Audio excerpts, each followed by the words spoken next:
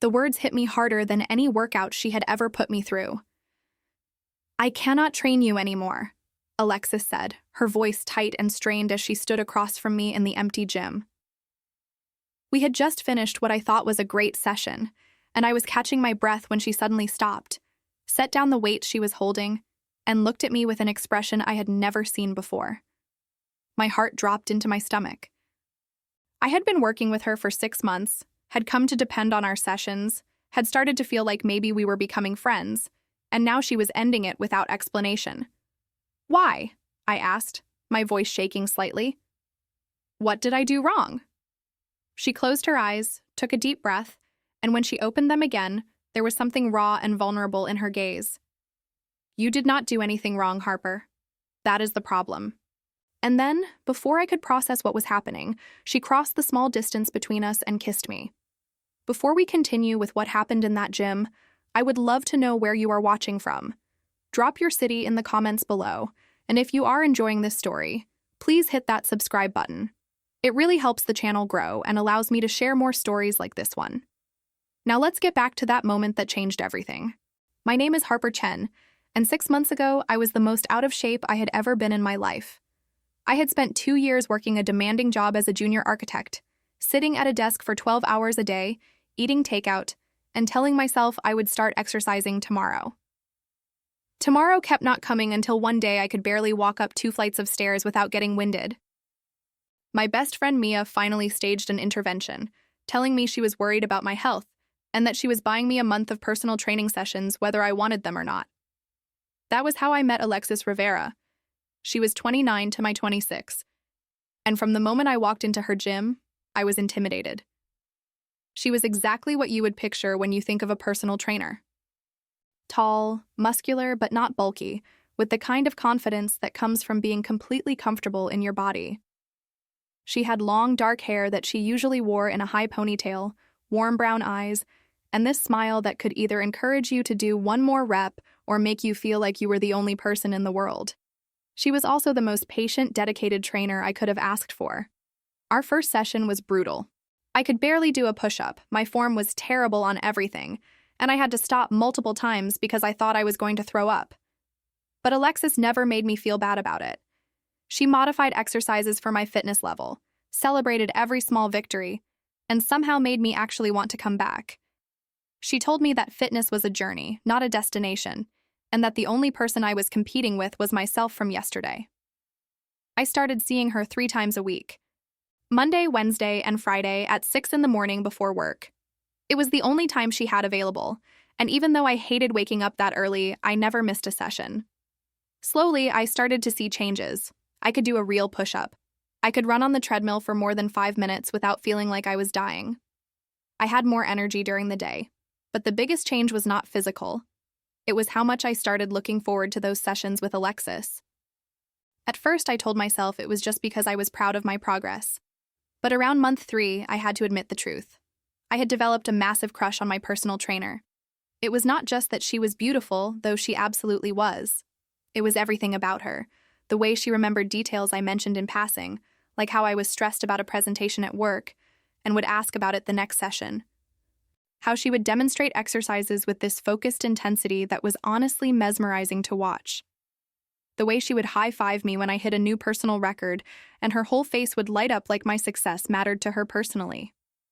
I tried to ignore the feelings. She was my trainer. This was a professional relationship. She probably had clients developing crushes on her all the time, and she had definitely never given any indication that she saw me as anything other than a client. But the crush would not go away. If anything, it got worse. I started noticing everything. The way she would absently tuck a strand of hair behind her ear when she was thinking. How she bit her lower lip when she was counting reps. The rare moments when she would laugh at something I said, and it felt like winning the lottery. Around month 4, things started to feel different. Or maybe I was just projecting. But I could swear she was looking at me differently. Holding eye contact a little longer than necessary. Finding excuses to adjust my form with her hands even when I was doing the exercise correctly. Asking more personal questions about my life outside the gym. I caught her staring at me a few times with this expression I could not quite read, but the moment I noticed, she would look away quickly. One morning, I came in wearing a new workout tank top. It was nothing special, just a fitted athletic top. But when I walked in, Alexis did a double take and then seemed flustered for the entire session. She fumbled her words a couple of times, which she never did, and kept her distance more than usual.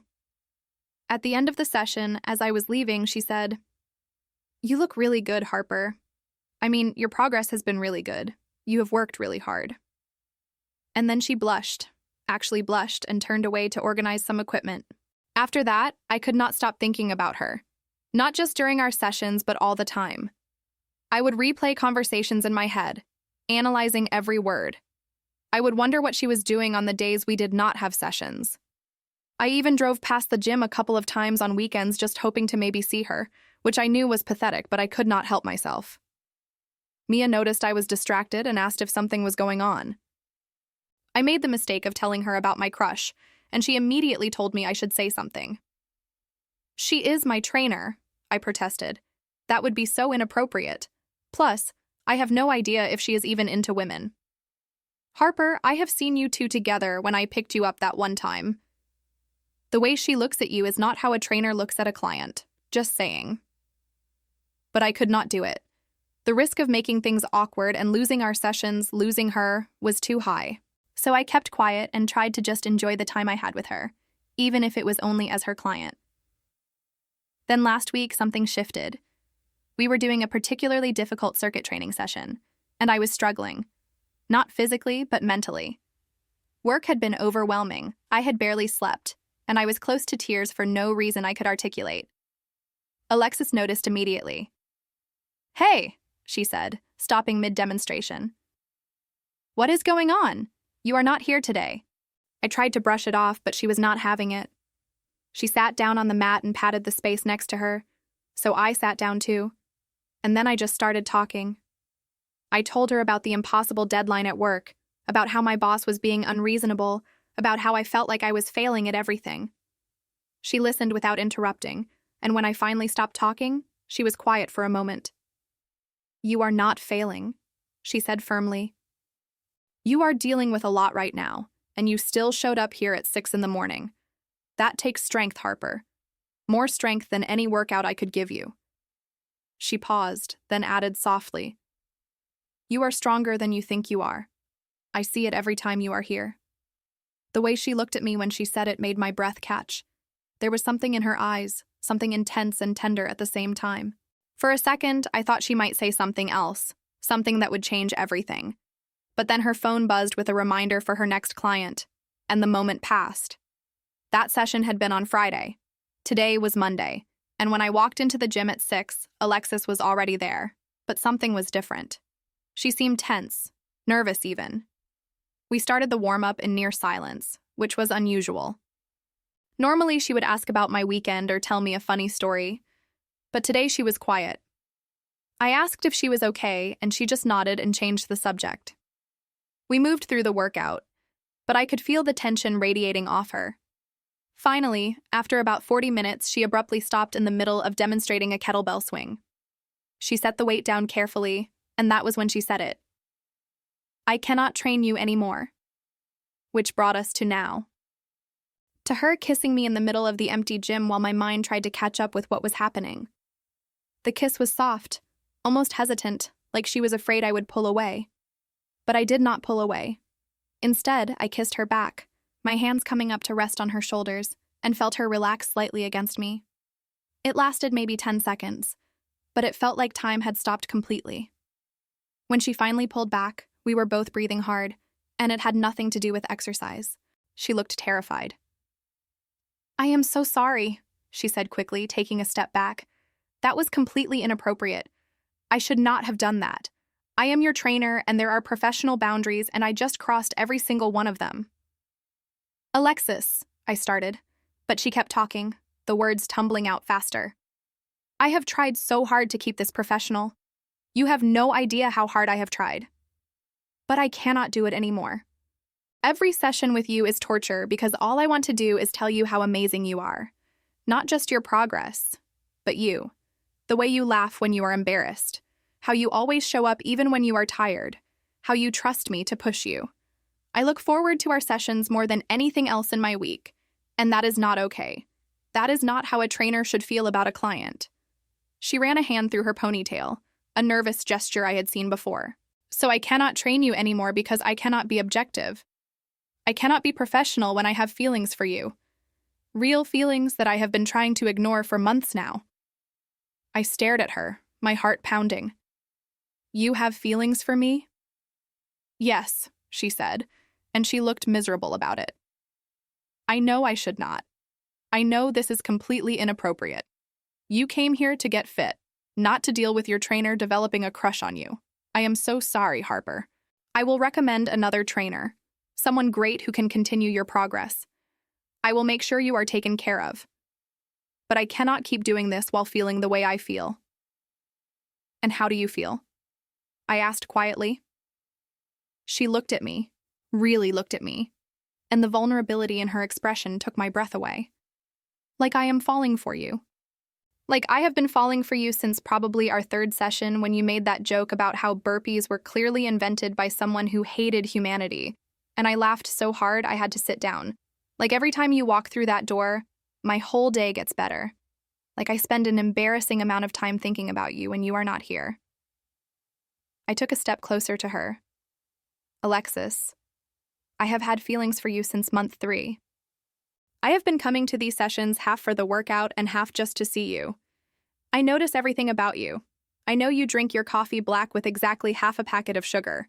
I know you always wear your blue sneakers on Mondays and your black ones the rest of the week. I know you scrunch your nose when you are reading something on your phone.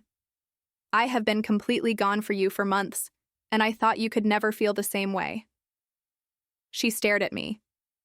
You have feelings for me? Are you kidding? Alexis, you are brilliant and kind and passionate about what you do. You have changed my life, not just physically, but in every way. You make me want to be better. You make me believe I can be better. How could I not have feelings for you? A slow smile spread across her face, the most beautiful smile I had ever seen.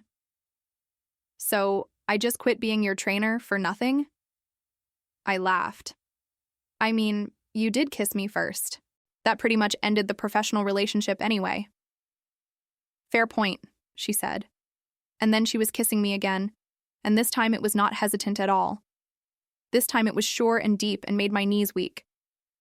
My back hit the wall of the gym and she pressed against me, one hand cupping my face and the other on my waist, and I thought this was better than any workout high I had ever experienced. When we finally broke apart, we were both grinning like idiots. So what happens now? I asked. She thought for a second.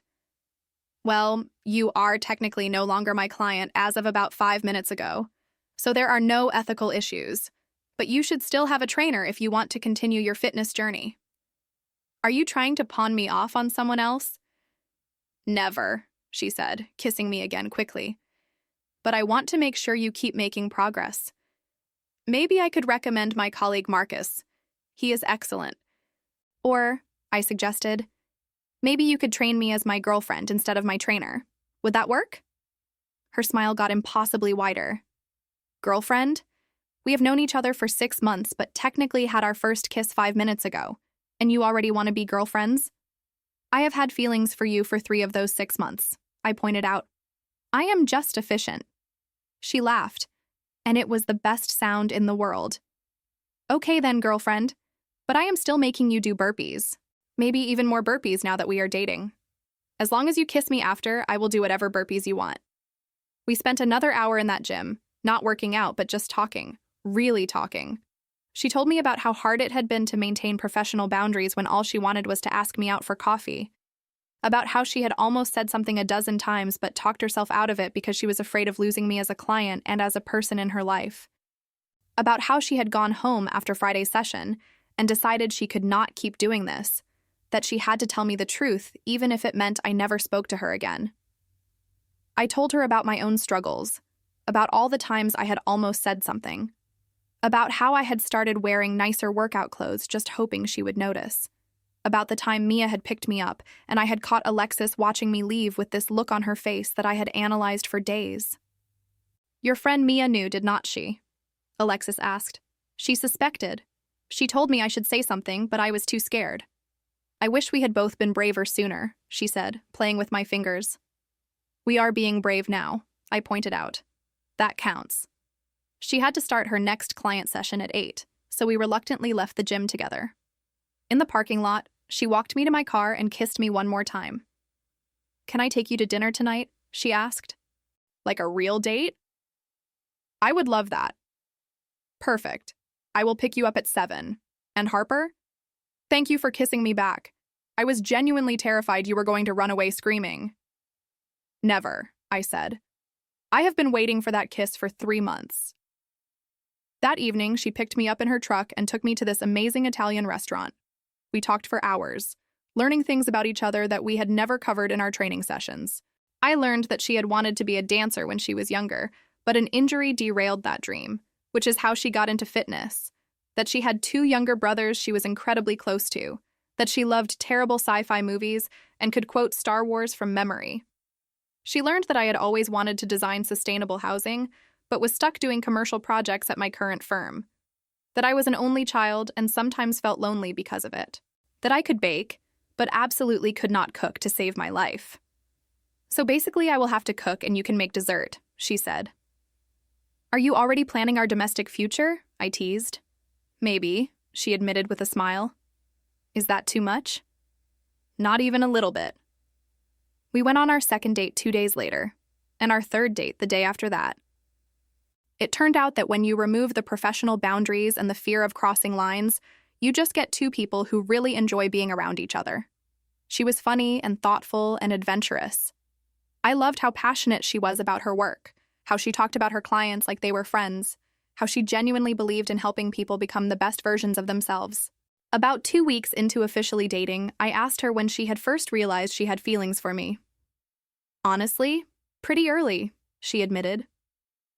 We were at her apartment, curled up on her couch watching a movie. Remember in our second month when you were doing deadlifts and you got so frustrated with yourself that you actually yelled at the weights? Oh God, yes, that was so embarrassing. It was not embarrassing. It was adorable and passionate and real. And I remember thinking that I wanted to know everything about you. What made you frustrated? What made you happy? What you were like outside of the gym? That was probably the first moment I knew I was in trouble. And you kept it professional for 4 more months? I asked, impressed. I tried. It got harder every single session. Do you know how difficult it is to correct someone's form when you have a crush on them? Every time I had to touch you to adjust your position, I had to remind myself to be professional. It was torture. Well, you do not have to be professional anymore, I pointed out, kissing her neck. She smiled and pulled me closer. Best career decision I ever made, quitting as your trainer. About a month into dating, we had our first real conversation about the future. We were at the gym early one morning. She had asked me to come in before her first client so we could work out together, as girlfriends instead of trainer and client. It was different, but in the best way. She pushed me just as hard, but now she could also kiss me between sets. Can I ask you something? She said as we were cooling down. Of course. What do you want from this? From us? Because I need to be honest with you. I am not looking for something casual. I am too old for games and I like you too much to pretend this is just fun. I want something real. I stopped stretching and looked at her. Alexis, I have had real feelings for you since before we even kissed. I am not interested in casual either. I want to build something with you. Something real and lasting. The relief on her face was obvious. Good. Because I am pretty sure I am falling in love with you, and it would be really awkward if you were not on the same page. My heart skipped several beats. You are falling in love with me? Yeah, she said, looking almost shy. I know it has only been a month of actually dating, but I have known you for 6 months. And every day I learn something new about you that makes me care more. So yes, I am falling in love with you. I am falling in love with you too, I said, and watched her whole face light up. I think I have been falling for a while now. She kissed me, soft and sweet, and I thought about how different my life was from 6 months ago, how I had walked into this gym completely out of shape and miserable, looking for a trainer, how I had found so much more than that, how the best decision Mia ever made was buying me those training sessions. 3 months into dating, Alexis met my parents. I was nervous because I had never brought a girlfriend home before. I had dated women, but never seriously enough to introduce them to my family. But Alexis was different. This was serious. My mom loved her immediately, especially when Alexis complimented her cooking and asked for recipes. My dad was more reserved but warmed up when they discovered a shared love of old Western movies. At dinner, my mom asked how we met, and Alexis and I exchanged a look. She was my personal trainer, I explained. Was? My dad asked. She quit so we could date, I said, smiling at Alexis. Apparently, she could not be professional while having a crush on me. My mom laughed. Well, I am glad she chose you over professionalism. You look happier than I have seen you in years, sweetie. And I was happy. Genuinely, completely happy. Alexis had helped me get physically healthy, but being with her made me emotionally healthy too.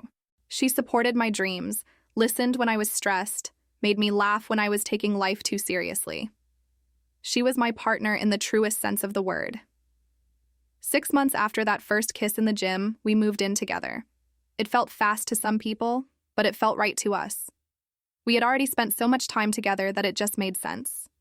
Her apartment became our apartment, filled with both of our things, our shared life. One night, as we were unpacking the last of my boxes, I found myself thinking about that morning in the gym when she told me she could not train me anymore. How terrified I had been that I was losing her. How I never could have imagined that moment would lead to this. To us building a life together. What are you thinking about? Alexis asked, wrapping her arms around me from behind. Just about how that was the scariest and best moment of my life when you said you could not train me anymore. Mine too, she said, kissing my shoulder. I was absolutely terrified. I thought you were going to hate me. Instead, I kissed you back, and we ended up here. Best case scenario, she agreed. I turned in her arms to face her. I love you. I know I tell you that all the time now, but I want you to know I mean it every single time. You changed my life, Alexis, in every possible way. I love you too, she said, kissing me softly. And for the record, you changed my life too. You made me brave enough to risk everything for something real. That is not a small thing. We stood there in our apartment, surrounded by moving boxes and the life we were building together, and I thought about how grateful I was for every moment that led here. For Mia buying me those training sessions, for showing up even when I did not want to, for Alexis being brave enough to quit, for both of us being brave enough to admit how we felt. Sometimes the best things in life come from the most unexpected places. I went looking for a personal trainer and found the love of my life. And every day I get to wake up next to her is a reminder that taking risks, being brave, and showing up even when you are scared can lead to the most beautiful outcomes. Alexis still trains people, and she is still brilliant at it. I still work out, though now sometimes we do it together, and sometimes I go to the gym she works at, just to watch her in her element. And every time I see her helping a client, being patient and encouraging and helping them believe in themselves, I fall in love with her all over again. And sometimes, when we are alone in the gym, she will pull me close and kiss me and whisper, "Best decision I ever made, telling you I could not train you anymore." And I always whisper back, "Best decision I ever made was kissing you back." Because it was. It absolutely was.